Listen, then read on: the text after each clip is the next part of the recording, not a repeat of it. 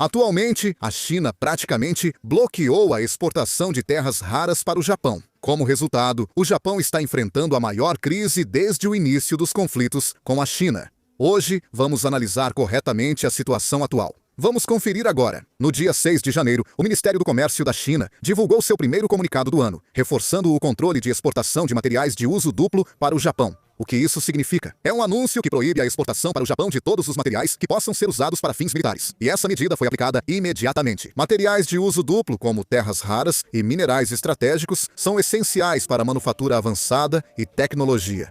Devemos focar especialmente nessas terras raras. A China é responsável por mais de 90% do processamento global de terras raras. Além das terras raras, itens de uso duplo incluem minerais estratégicos como tungstênio, galho, germânio e grafite, o que pode causar grandes prejuízos à economia japonesa.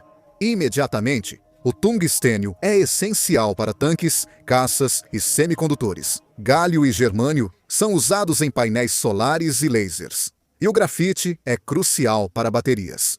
Mas tudo isso foi bloqueado. A atual proibição da exportação de itens de uso duplo pela China é mais rigorosa que antes. Já há 16 anos, em 2010, devido à disputa das Ilhas Senkaku, a China retaliou o Japão, atrasando o processo de liberação alfandegária para a exportação de terras raras. Mas o problema é que, naquela época, era apenas um atraso na liberação alfandegária. Desta vez, é uma proibição total de exportação. Com isso, o Japão agora se encontra numa situação em que precisa se preocupar imediatamente com os prejuízos causados pelas terras raras. Além disso, a China continuou retaliando o Japão, inclusive reduzindo o número de turistas que viajam para o Japão. A China tentou retaliar a cultura japonesa, impondo restrições, mas sem sucesso, bloqueou a exportação de terras raras e continuou com outras medidas. A China bloqueou exportações diretas para o Japão e quer impedir que o país obtenha terras raras via terceiros. A mensagem foi que, quando as terras raras chinesas chegarem ao Japão, empresas e países envolvidos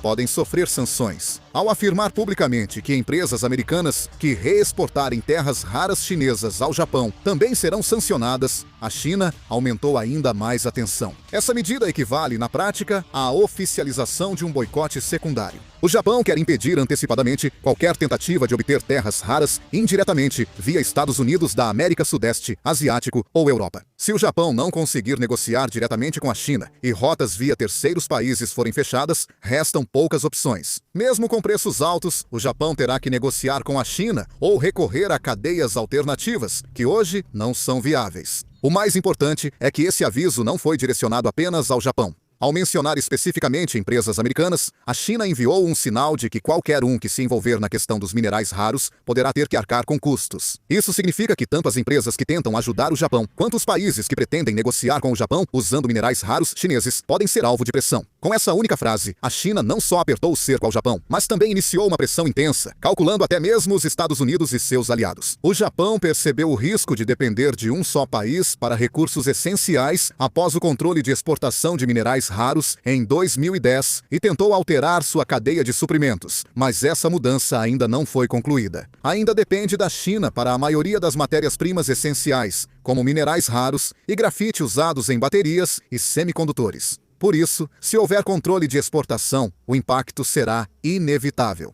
Vou mostrar como isso é sério. Segundo o relatório do Instituto de Pesquisa Nomura, em 28 de novembro de 2025, antes de 2012, o Japão dependia 85% do óxido de terras raras da China. Após alterações na cadeia de suprimentos, ainda importa cerca de 58% da China, e não conseguiu mudar totalmente essa dependência. No caso do neodímio, usado em motores de veículos elétricos, e de elementos como disprósio e térbio para ímãs, a dependência do Japão em relação à China é quase total. Naturalmente, se o fornecimento de terras raras for abalado, há uma grande possibilidade de que o impacto se espalhe, não só para a indústria automobilística, mas também para componentes eletrônicos, instalações de energia eólica, equipamentos médicos e até para a indústria aeroespacial. Todas essas indústrias utilizam terras raras provenientes da China.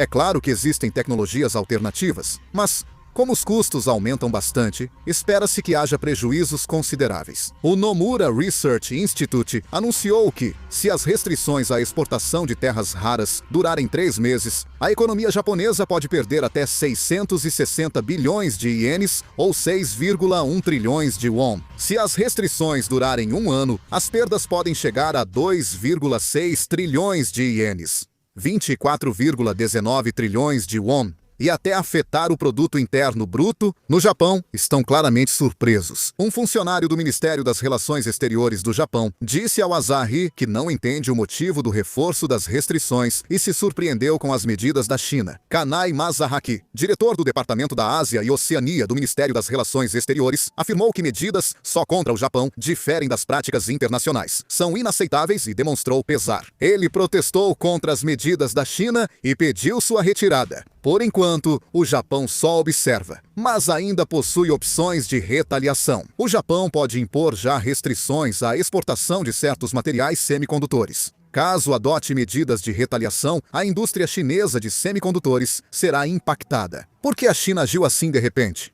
Simples. O conflito com o Japão ainda não terminou. No início de novembro, o primeiro-ministro Kaishi afirmou estar disposto a intervir militarmente em Taiwan, provocando forte reação da China. Mas essa situação de conflito ainda não foi resolvida. Então, será que a China está usando até mesmo o recurso das terras raras para aumentar a pressão sobre o Japão? Agora mesmo, a porta-voz do Ministério das Relações Exteriores da China, Mao Ning, criticou o primeiro-ministro Kaishi por questionar a revisão dos 3 principais documentos de segurança em uma coletiva de imprensa de Ano Novo. Mao Ning, porta-voz do Ministério das Relações Exteriores da China, disse que isso acelera a remilitarização do Japão e que a China não permitirá o retorno do militarismo japonês. O jornal japonês Nihon Keizai relatou que, com base na experiência de ter obtido concessões dos Estados Unidos, há observações de que a China também está pressionando o Japão, tendo em mente os elementos de terras raras. A Coreia do Sul observa a situação. O bloqueio chinês de terras raras ao Japão coincidiu com a visita do presidente Lee Jae-myung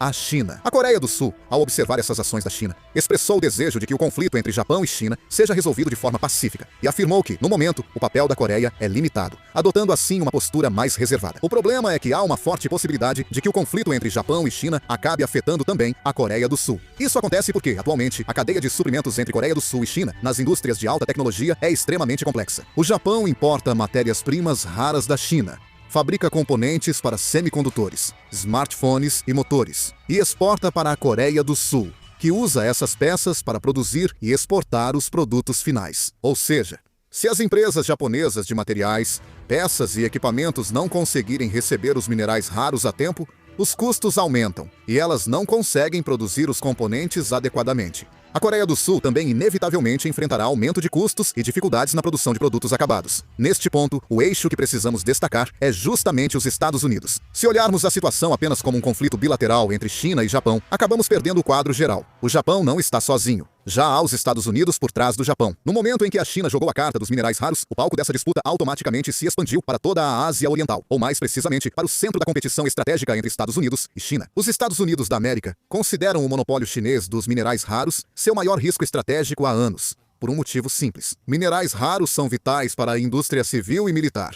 Sem eles, F-35 mísseis, sistemas de guiagem, radares e navios elétricos não funcionam. Para os Estados Unidos da América, o controle chinês desses recursos já ameaçava sua segurança nacional, levando-os a agir antes do Japão. Os Estados Unidos estão investindo diretamente no desenvolvimento de minas de minerais raros em parceria com a Austrália.